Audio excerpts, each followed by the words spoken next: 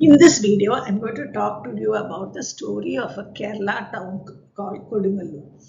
This is through my YouTube channel called TVG-Heritage. It tells about interesting facts about Kerala's uh, ancient history. So this is through my YouTube channel called TVG-India-Heritage. Please do subscribe to this channel. So now you may ask me why Kodungallur? One reason I'm very specific. Though I was born and brought up in Chennai, my ancestral house is in Kodungallur. That's one important reason. But more than that, what fascinated me was the very interesting history of Kodungallur. So there are five issues I'm going to discuss. The first one, it was a global trade network long before modern, trade happened, even 2000 years ago. Second is it sort of cultivated multi-communal heritage. It has that. Christianity, Hinduism, Islam, Judaism, even some Buddhism was there during that period. And this is interesting. The geographical event changed the history of Kodungallur. We'll talk about it later. Then it is an ancient temple town, famous for its Kodungallur Bhagavati temple. But other than that, also there are many ancient temples built during the Chera period. Then it was also called the Nalanda of Kerala. The Kodungallur Kovilagam, or the palace, was known as a renowned Gurukula at that point of time. So let's talk about first the global trade network or the Musri sport. So more than 2000 years ago, it was Kodungallur, or nearby that was a global trade hub called Mussoorie, having extensive trade links with the Mediterranean, the Red Sea, the Arabian Peninsula, and other Indian regions also. It was called Muchiri, 3 miles or so, because the Periyar River, uh, which flowed through that area, split into 3 branches before meeting the Arabian Sea. So this resulted in a good inland waterway. Way back during the Tamil Sangam era itself, there are references that describe about ships docking there and carrying on trade, getting gold and giving away pepper. So this particular place was also the center of the Chera dynasty, 800 to 1000 years ago. That period, it was called as Mahodayapuram, and the economic artery of this Chera kingdom was the trade duty they got from this port. Okay, and it was connected to South India and with Rome, Greece, Arabia, Persia, China, and the trade was it exported spices, especially black pepper, and other commodities like sandalwood, pearls, textiles, and ivory. And there was an excavation that started in 2007 under Kerala Council for Historic Research, which uncovered evidence of a large ancient settlement as well as maritime trading hub at a place called Pattinam, that is also around Kodungallur, and occupied this ancient settlement occupied from roughly 1000 to 2200 years ago. So much period it was occupied. Now let's go to the next one, the multi-communal heritage. So why this happened is because of the fact that there were cultural exchange through trade. So because of that, a lot of communities settled here. The first one, of course, is the Hindu heritage. This is way back during Sangam poetry period also. It alluded to fierce Hindu goddess temple tied to Dravidian tantric worship. There's a lot of tantric worship there. And Kodungallur Bhagavati temple was established 2000 years ago. Okay.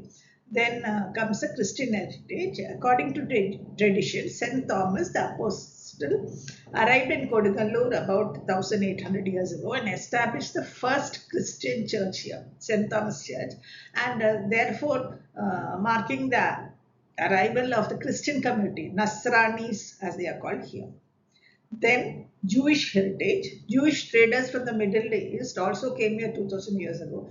And Chera kings, they gave them copper plates, giving them rights and privileges.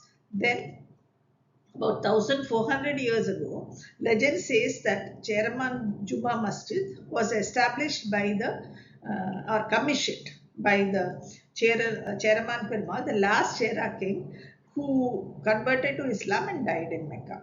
Other than that, Buddhist scholars also came here, built some monasteries and stupas, but they were later on amalgamated into Hindu temples. So this was the multi-communal heritage of this place.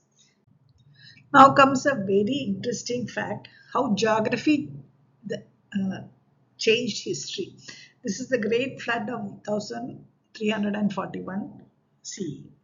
So, the Great Flood, which happened about 685 years ago, marks one of the most catastrophic and transformative events in the history of Kodungallur, once a busy, bustling international port. This flood possibly was caused by heavy, intense rain, monsoon, upstream landslides, and tectonic activity. Dramatically, this changed the course of the river, Periyar River, which flowed through this region.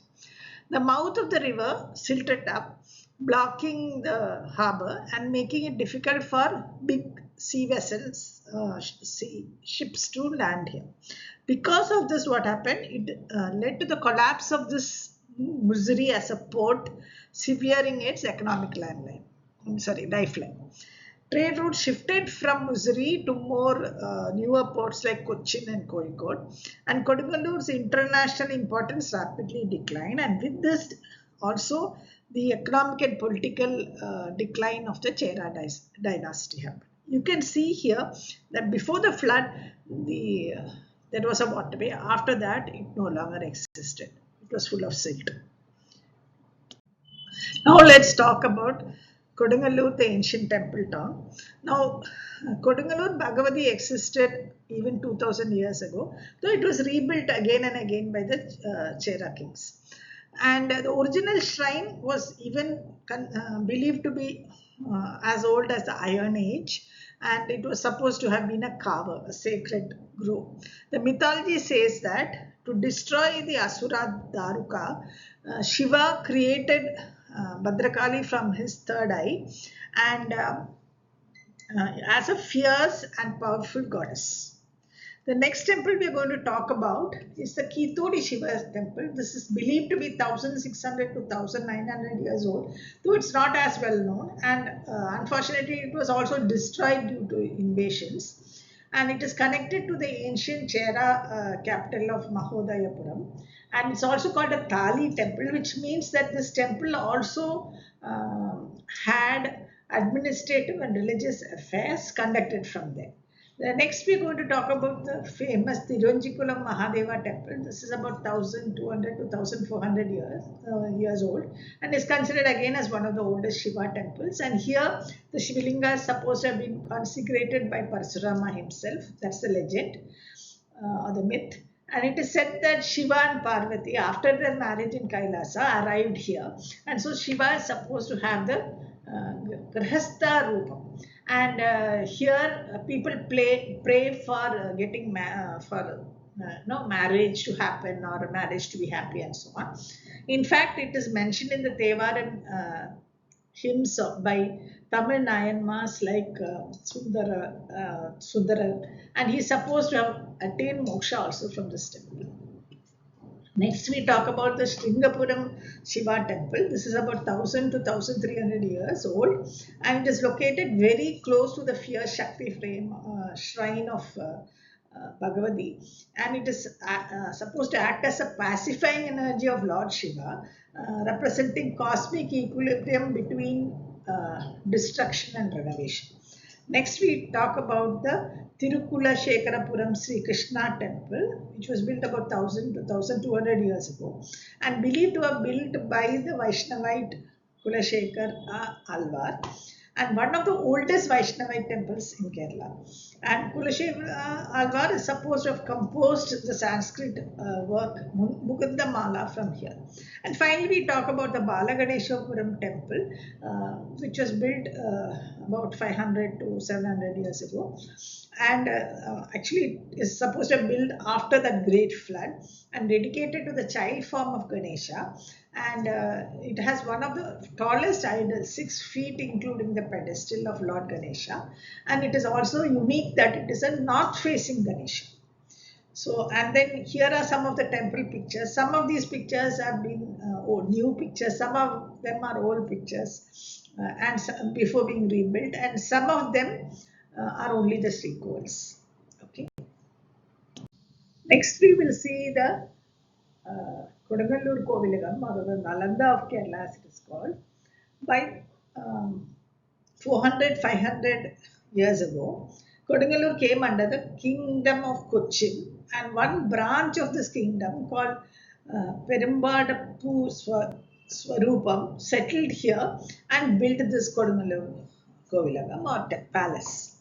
The palace developed into a renowned Kodungallur Gurukulam, attracting students and scholars from all over Kerala, and very high level subjects like Sanskrit, grammar, Vyakarna, literature, logic, Nyaya, Vedanta, poetry, Kavya, dramaturgy, which is the making of plays, astrology, Jyotisha, Mimamsa, and traditional sciences were taught here.